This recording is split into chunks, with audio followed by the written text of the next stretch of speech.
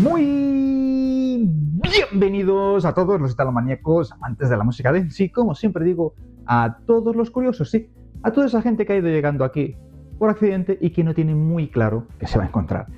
Esta vez vamos a hablar de uno de los clásicos del canal, que es del señor Bobbio, más conocido también como Bobby Orlando, en el que hay una trifulca, hay una leyenda, que no es tan leyenda, hay ciertos rumores y entrevistas que, si los vas hilando poco a poco, nos va generando cierta información que es realmente espectacular que a día de hoy no haya una fuente que determine, que nos explique qué está sucediendo realmente o básicamente qué ocurrió. Estamos hablando de Madonna, principios de los años 80, cuando todavía se estaba dando a conocer. Estaba dentro de una banda, estaba con sus propias maquetas, principios de los años 80.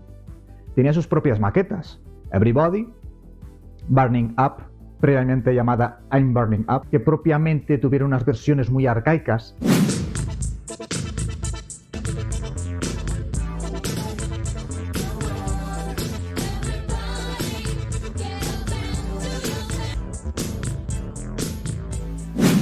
En propias entrevistas del señor Bobby Orlando, explicó que Madonna pasó por su estudio alrededor del año 1981 y 1982.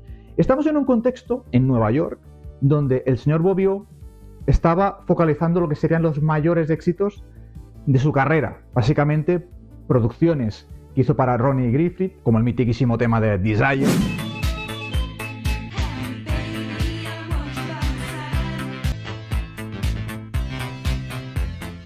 También la banda de chicas The Flirts,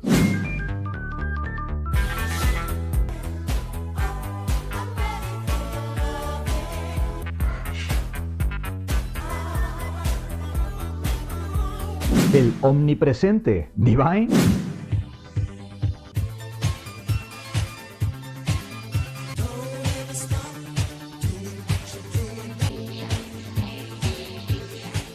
y, como no, su propio legado y sus propias producciones como Bobby Orlando.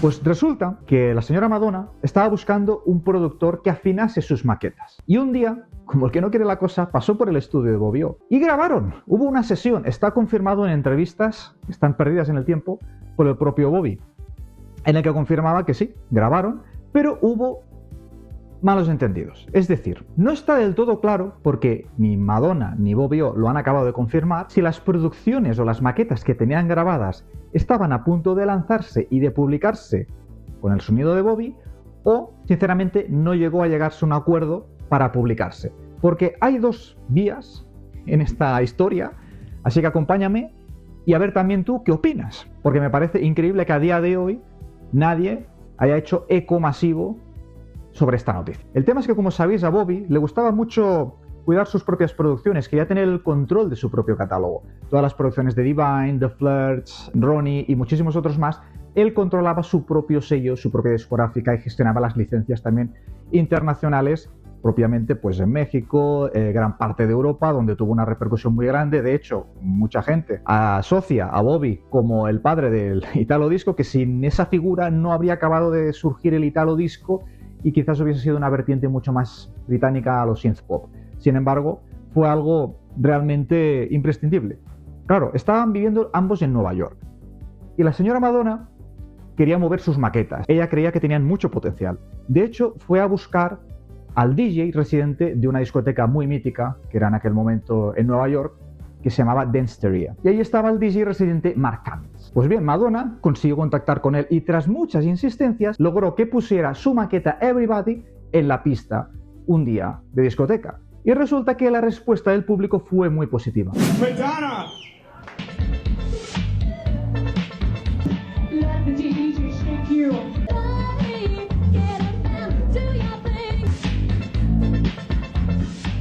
Claro, el DJ residente de esa discoteca descubrió que aquella maqueta tenía realmente mucho potencial. Y empezó él a moverla y la llevó a Island Records. Island Records es una prestigiosa discográfica de la época la cual rechazó esta maqueta. Y Mark no se rindió, simplemente fue a buscar otra discográfica, que es la Sire Records.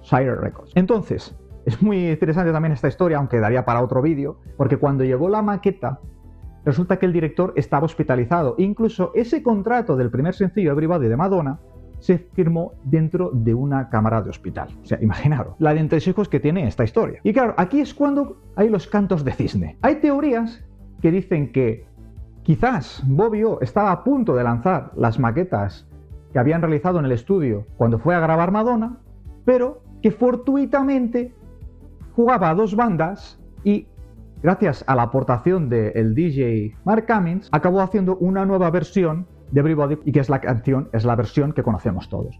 Claro, esto sería una teoría. Sería una teoría que Madonna estaba mirando a ver qué camino le convenía más y dejó de lado a Bobby O. Y la otra teoría es que sí, quizás iban a lanzar producciones con un sonido mucho más high energy, más típico de Bobby de la época. Estamos concretamente hablando del sonido de 1982. El problema es que ya sabéis que los dos son dos titanes. El problema es que Bobby quería controlar todo su catálogo y Madonna ya estaba pensando con una mente de tiburón. Quería controlar sus propias creaciones, no quería regalar, no quería ceder, no quería dar todo su trabajo pues a un sello y que luego se quedase ahí atrapado. Porque claro, esto, como sabéis, hay otras historias paralelas, porque ya hemos hablado anteriormente en el vídeo, hay una historia de Bobby O sobre su vida. Si queréis buscar en el canal, en la lupa, buscáis Bobby O, encontraréis un vídeo bastante interesante, aunque tiene ciertos años. Y también lo que encontraréis es otro vídeo de los Pet Shop Boys, en los que años más tarde han aparecido maquetas que produjo Bobby Orlando para los Pet Shop Boys. Como sabéis, el Western Girls, pues de la primera edición, sí que salió publicada oficialmente con la producción de Bobby.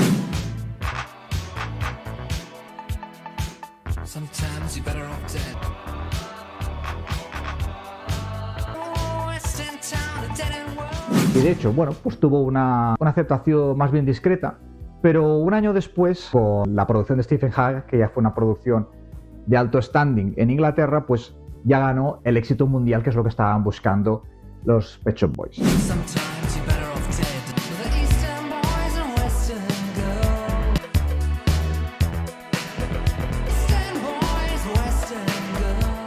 El tema aquí es que años más tarde, el señor Bobby es conocido especialmente porque le gustaba grabar y guardar todas sus maquetas de estudio. Y han salido maquetas previas, no solo de Western Girls, también del One More Chance.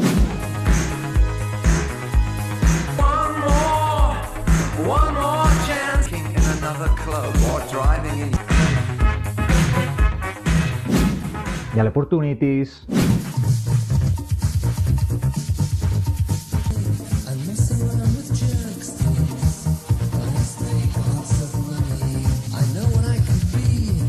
Y ya sí.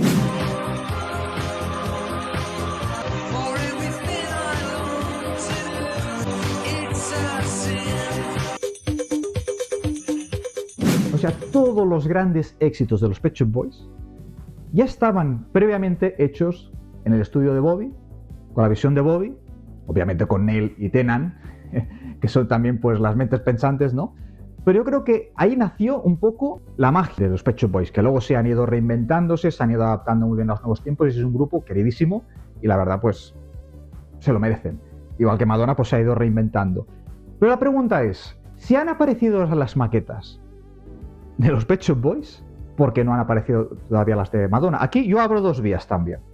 La primera es que accidentalmente Bobby borró las maquetas que grabó con Madonna, cosa que sospecho, pero que si tampoco llegaron a un buen puerto porque ambos querían controlar el máster de esas producciones, quizás consideró que no era relevante conservarlas. En cambio sí lo fue viendo el despegue que tuve los Pet Shop Boys y prefirió guardarlas. Esta es una teoría, pero no es la que considero que tiene más peso. Quizás la que para mí gana es sinceramente la teoría de que quizás Madonna, que es una mujer poderosa, compró el silencio de Bobby.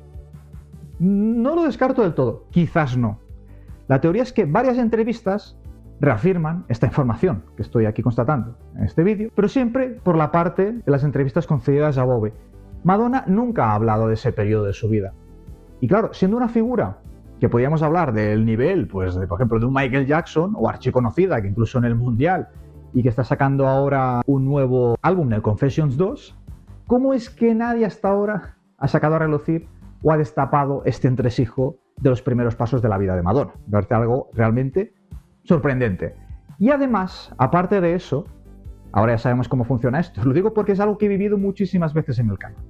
Es hablar de una información en concreto, desarrollarla, y aquí nos visitan de refilón canales más grandes, cogen esa información y al cabo de una semana o de poco tiempo la explotan. Y al final, también os pediría que si os gusta este tipo de informaciones y este tipo de detalles, deis a like, compartáis, os suscribáis y siempre pues podéis hacer una aportación al canal para que sigamos creciendo. Porque también tenéis que tener en cuenta que este canal no simplemente es cosa mía. Sabéis que yo soy productor, hago estos vídeos de manera espontánea, pero muchas veces no simplemente yo transmito pues mis experiencias, pues lo que he ido aprendiendo a lo largo de los años con la música, sino también muchas veces aprendo de vosotros. Y eso es bonito porque entre todos construimos el canal. Por eso es interesante que siempre mantengamos ese espíritu de colaboración, porque al final lo que realmente perseguimos es mantener vivo el espíritu del high energy, del italo y del dance en todas sus formas. Porque muchos de nosotros no pensamos con mente de tiburón, simplemente pensamos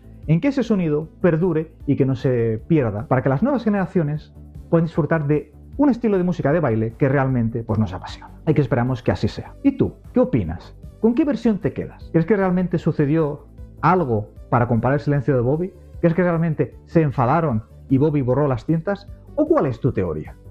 Te leo en los comentarios. Gracias por llegar hasta el final del vídeo y nos vemos en el próximo vídeo programa. Hasta la próxima.